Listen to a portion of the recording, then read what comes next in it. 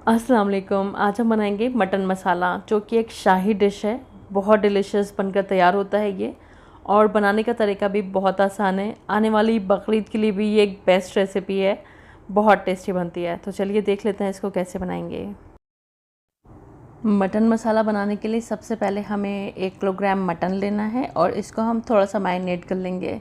तो इसमें 1.5 table spoon डालेंगे लहसुन का पेस्ट और 1.5 टेबल स्पून अदरक का पेस्ट डालेंगे। 1.5 टीस्पून या फिर टेस्ट के हिसाब से नमक डालेंगे और लाल मिर्च का पाउडर डालेंगे। तो मैंने 2 टीस्पून डाला है, इसको भी आप टेस्ट के हिसाब से डालिएगा। 1 टीस्पून कश्मीरी लाल मिर्च का पाउडर डालेंगे और आधा टीस्पून हल्दी का पाउडर डालेंगे और 2 टीस्पून डालेंगे धनिया का पाउडर और 1 टीस्पून डालेंगे गरम मसाले का पाउडर। 1 टेबल स्पून नींबू का रस डालेंगे। आपको खटास कम पसंद है तो 1 टीस्पून तक डालिएगा। 1 टीस्पून भर के डालेंगे ज़ीरे का पाउडर और आधा टीस्पून डालेंगे काले मिर्च का पाउडर और 1 कप डाल देंगे इसमें दही। ये सादा और ताज़ा दही है, खट्टा और मीठा नहीं है, जो सादा सा होता है वही है। इन सभी इंग्रेडिएंट्स को अच्छी तरह से मिला देंगे। अब इसको हमें कम से कम आधे घंटे के लिए मैरिनेट होने के लिए रख देना है, और टाइम ज़्यादा है, ज़्यादा टाइम के लिए मैरिनेट करना चाहते हैं तो फिर फ्रिज में रख दीजिएगा। इधर मैंने 3 मीडियम साइज़ की प्याज़ों को फाइन स्लाइस्ड किया हुआ है। वज़न में आप देखेंगे तो ये 250 ग्राम प्याज है, और क्योंकि इनको गोल्डन फ्राई करना है तो इनको बारीक काटिएगा। इधर हमें एक पेस्ट तैयार कर लेना है ड्राई फ्रूट्स का। तो 10-12 बादाम, 10-12 काजू ये हम डालेंगे एक मिक्सी के जार में, और ये 8-10 छोटे छोटे से पीसेस हैं खोपरा के, यानी कि नारियल के, सूखे हुए नारियल के, ये भी इसमें डालेंगे। थोड़ा सा पानी डाल देंगे। 8-10 धागे मैंने सैफ़्रॉन के डाले हैं, यानी कि केसर के, जो कि ऑप्शनल है। अब इसको फाइन ग्राइंड कर लेंगे, एकदम फाइन सा पीस लेंगे इस तरह से, और रख देते हैं इसको एक साइड में। और इधर हमें प्याज़ों को गोल्डन फ्राई करना है। तो मैंने ज़्यादा तेल गरम कर लिया है, तकरीबन 2 कप, जिसको मैं बाद में कम कर दूँगी। ज़्यादा तेल में जो प्याज होती है एकदम अच्छे से गोल्डन फ्राई होती है। तो जब भी आपको गोल्डन फ्राई एकदम परफेक्ट बरिस्ता चाहिए है तो प्याज को हमेशा ज़्यादा तेल में फ्राई करें और प्याज को काफ़ी बारीक काटें, जिससे कि आपका जो बरिस्ता तैयार होगा बहुत अच्छा तैयार होता है। और हाई फ्लेम पर इसको चलाते फ्राई करेंगे, जिससे कि जो प्याज के अंदर पानी है वो जल्दी उड़ जाता है।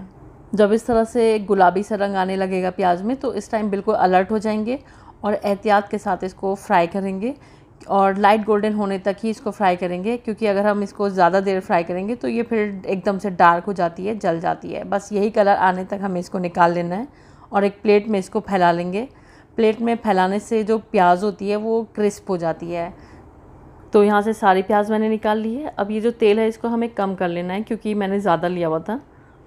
तो तकरीबन 1 कप से लेकर 1.25 कप तक तेल इसमें से हम निकाल देंगे और इसको रख देंगे। बाद में कुछ भी आप बना रहे हो उसमें आप इसका इस्तेमाल कर सकते हैं, क्योंकि ये तेल बिल्कुल भी ख़राब नहीं है। अब इस तेल में कुछ साबुत गरम मसाले डालेंगे। 2 इंच का दालचीनी का टुकड़ा, 5-6 छोटी इलायची और 7-8 लौंग, और इसी के साथ जो हमने मटन मैरिनेट किया है ये भी हम इसमें डाल देंगे। अब हाई फ्लेम पर हमें इसको भून लेना है। अब क्योंकि ये मटन है और इसमें अदरक लहसुन वगैरह सब अच्छे से पड़ा हुआ है, तो अच्छी तरह से इसको 10 से 12 मिनट के लिए हाई फ्लेम पर भूनेंगे। जितना अच्छा आप मटन को भूनते हैं या चिकन या कुछ भी आप नॉनवेज को जितना अच्छा भूनते हैं उतना ही अच्छा उसमें टेस्ट आता है। तो यहाँ पर मैंने इसको अच्छी तरह से भून लिया है और तेल सरफेस पर आने लगा है। तो इधर हमारा जो बरिस्ता था इसको हम हाथों से क्रश कर लेंगे या फिर मिक्सी में दरदरा पीस लेंगे। और आप देख सकते हैं एकदम परफेक्ट हमारा बरिस्ता बनकर तैयार हुआ है। अब हाथों से मैं इसको क्रश कर रही हूँ, आप चाहें तो मिक्सी में इसको चला लें, दरदरा सा पीसें, बहुत फाइन ना पीसें। इधर हमारा मटन भी अच्छी तरह से भुन चुका है। तो अब हमने जो काजू, बादाम और नारियल का पेस्ट बनाया था वो हम इसमें डाल देंगे। 2 तेज़पत्ते भी मैं इसमें डाल रही हूँ, जो कि आप चाहें तो शुरू में ही डाल सकते हैं। और इसी के साथ जो हमने प्याज को क्रश करके रखा हुआ है वो भी हम इसमें डाल देंगे, यानी कि तैयार किया हुआ बरिस्ता इसमें डाल देंगे। और इसी के साथ इसमें 1 मुट्ठी हरा धनिया, 4-5 हरी मिर्च और आधा मुट्ठी पुदीना डाल देंगे। आप चाहें तो हरा धनिया और पुदीना स्किप भी कर सकते हैं, इसके बगैर भी आपका मटन मसाला बहुत अच्छा बनेगा।